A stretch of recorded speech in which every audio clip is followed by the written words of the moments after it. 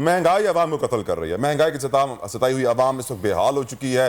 और आपको पता है, होलसेल मार्केट्स हो या करियाने की दुकानें हो या यूटिलिटी स्टोर्स हो, हर जगह लोग परेशान नजर आ रहे हैं। क्योंकि एक दिन वो जाते हैं, एक चीज़ 10 रुपए की होती है, अगले दिन जाते हैं वो 40 रुपए की होती है, परसों जाते हैं वो 80 रुपए की होती है, और हालात बड़े कशीदा हो चुके हैं। हम जानते हैं कि फाइनेंस बिल मंजूर कर लिया गया कसरत राय से असेंबली के अंदर, जिसमें 170 अरब के नए टैक्सेस लगा दिए गए। लेकिन मुझे हैरत तब हुई, मैं हैरान तब हुआ जब मैंने इसहाक डार साहब को ये बोलते हुए सुना कि IMF 700-800 अरब के टैक्सेस लगाना चाहता था, और हमारी टीम ने 10 दिन मुज़ाकरात के बाद उनको 170 अरब के टैक्सेस पे राजी कर लिया। मुझे बड़ी हैरत हुई। सुभान अल्लाह, सुभान अल्लाह, क्या उनकी शान है। कफील अहमद, यूटिलिटी स्टोर के बाहर चलते हैं। कफील अहमद वहां पर मौजूद हैं और इस्लामाबाद से एडी खान भी इस वक्त में ज्वाइन कर चुके हैं। तो पहले कफील आपके पास आ जाते हैं, बताइएगा यहाँ पर लोग क्या शिकवा करते दिखाई दे रहे हैं। देखिए, अब ये जो स्टोर्स हैं और अगर हम बात कर लें जो लोकल मार्केट्स हैं, उसमें प्राइस का कोई ख़ास फ़र्क जो है वो नहीं रहा। कि पहले यहाँ लोग आके ख़रीदारी के लिए आया करते थे और उन्होंने खासा जो है वो रिलीफ मिल जाया करता था। ताहम 3 दिन कबल जो अपना हुकूमत पाकिस्तान ने जो एक मरतबा फिर ये जो प्राइसेस हैं, जिसमें स्पेशली तेल है, घी है, मुख्तलिफ पाउडर्स हैं, शैम्पू हैं, साबुन हैं, उसकी कीमतों में इजाफा कर दिया गया है। मेरे साथ मुमताज़ साहब कितना इजाफा हुआ तकरीबन? डाल्टा तेल मेरा बढ़ गया है, घी तेल तकरीबन बढ़ गए हैं। अल्लाह से उम्मीद है इंशाल्लाह हुकूमत मतलब रिलीफ दे, रमज़ान में कुछ रिलीफ लोगों को। यकीनन मुमताज साहब, ना उम्मीदी कुफर है, लेकिन ये जो सूरत हाल है कोई ऐसा खास फर्क नहीं है चीज़ों के अंदर।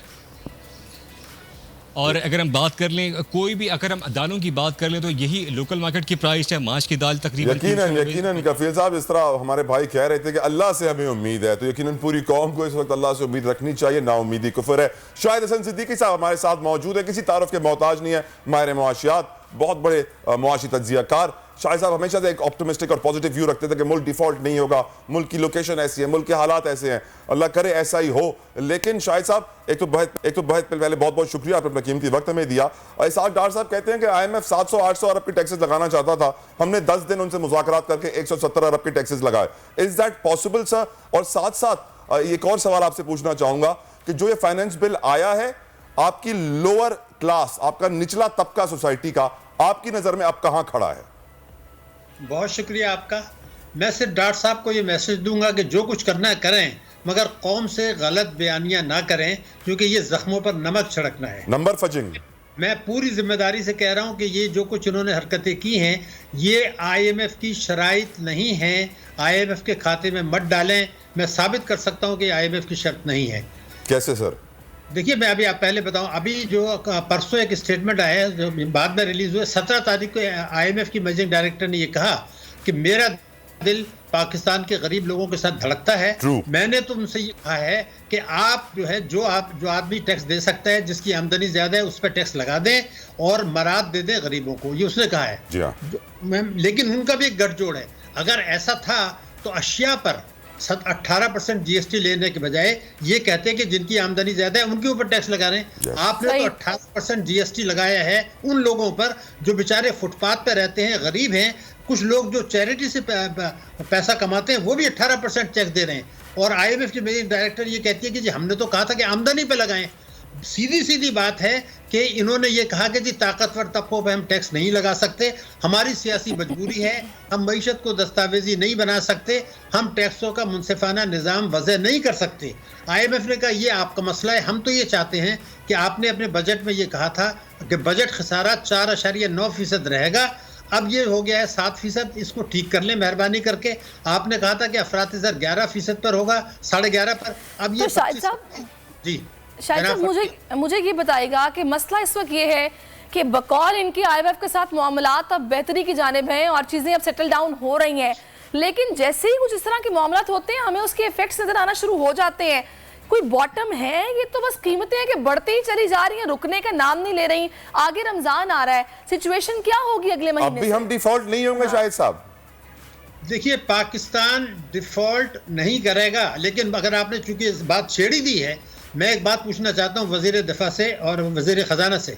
वज़ीर ख़जाना ने यह कहा कि हमने मुल्क को डिफ़ॉल्ट होने से बचाया, यानी तहरीक इंसाफ की हुकूमत मईशत इतनी तबाह कर गई थी कि अगर हम कोशिशें नहीं करते तो पाकिस्तान डिफॉल्ट कर सकता था, हमने बचा लिया। मैं तो बार बार कह रहा हूँ नवंबर से कह रहा हूँ नहीं डिफॉल्ट करेगा, मगर वजीर दिफा ने क्या कहा वो भी तो आप बताइए ना। जी हाँ ख्वाजा साहब ने कहा कि पाकिस्तान डिफॉल्ट कर चुका है। मेरे वाले अल्फाज सर, वो तो फिर पीटीआई के लीडर्स भी कहते हैं कि टेक्निकली तो डिफॉल्ट लेकिन ये कर चुका आपके है। मौजूदा सिटिंग डिफेंस मिनिस्टर की बात हो रही है जो मुस्लिम लीग नून से है, ख्वाजा साहब। हाँ, मैंने कहा उनके जुमला सुनिए, हम एक दिवालिया मुल्क में रह रहे हैं। शर्म की बात है, जिस वक्त खुदा न खास्ता डिफॉल्ट आप करेंगे तो एक जब जिलजिला आता है तो बताने की जरूरत नहीं होती कि जिलजिला आ गया है, ये बताया जाता है कितनी तबाही आई। इनको ये पता ही नहीं है कि डिफॉल्ट होता क्या है, जौहरी ताकत के लिए डिफॉल्ट क्या होता है इनको पता नहीं है। लेकिन अच्छा, और शाहिद साहब उससे ज्यादा मजे की बात यह है कि मैंने कायरा साहब को भी सुना था, वो ये कह रहे हैं कि आप जो बार बार डिफॉल्ट का शोर मचा रहे हैं, क्यों हम हमें पैनिक क्रिएट करने की कोशिश कर रहे हैं। साहब भी यही कह रहे हैं, पर उन्हीं की पार्टी, उन्हीं की पीडीएम का एक डिफेंस मिनिस्टर कह रहा है कि डिफॉल्ट हो गया। और मसला ये है कि इनमें आपस में इत्तेफाक नहीं है ना, पार्टी के अंदर नहीं है, इख्तिलाफ है, कोई धड़े बने हुए हैं इस तरह से। सर मुल्क कैसे बचेगा ये भी बता दें आखिर में शाहिद साहब प्लीज। हम बचाना चाहते हैं पाकिस्तान को, खड़ा करना चाहते हैं उसके पैरों पर। देखिए, मैं आपसे पहले एक दो जुमले आप मेरे सुन लीजिए। भारत में इस वक्त महंगाई जो है ना वो 7% है, बांग्लादेश में 9% है। इन दोनों मुल्कों की ग्रोथ रेट जो है वो 6-7% है। मेरे मुल्क में महंगाई 27 है जो 32, 33, 34 में जाने वाली है, लेकिन मेरा ग्रोथ रेट 1% है।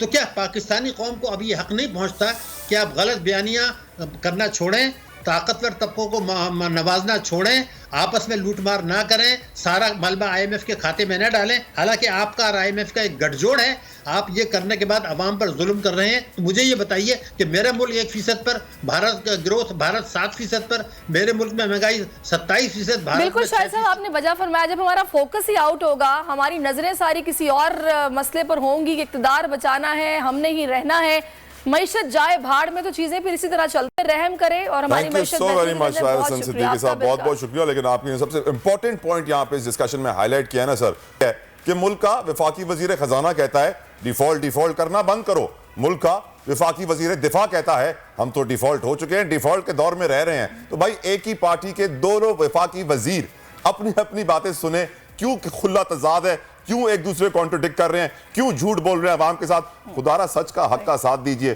कुर्सी सियासत को छोड़ दीजिए। अच्छा, जो मैंने कायरा साहब की बात की, उन्होंने क्या कहा था? उन्होंने कहा कि अगर 3000 बिलियन डॉलर्स पे चले गए हैं हम लोग के ज़र मुबादला के ज़खायर तो 6000 पे, तो कौन सी इतनी बड़ी बात है, 3000 पे भी गए थे। बिल्कुल पैनिक क्रिएट करने की जरूरत नहीं, कोई डिफॉल्ट नहीं हो रहा, यहाँ पे गरीब आवाम पिस रही है। मैं हूँ सैयद मुजम्मिल शाह और अब आप मुझे देख सकते हैं सिर्फ बोल न्यूज़ पर। जिंदगी एक मैदान है और PSL 8 में हर टीम को छूना आसमान है। 6 टीमों के बीच धुआंधार लड़ाई। ये शोर ना लड़ाई का है ना डर का, ये शोर है जीत का, ये शोर है जुनून का। खेल का जुनून रोजाना रात 11 बजे सिर्फ बोल न्यूज पर।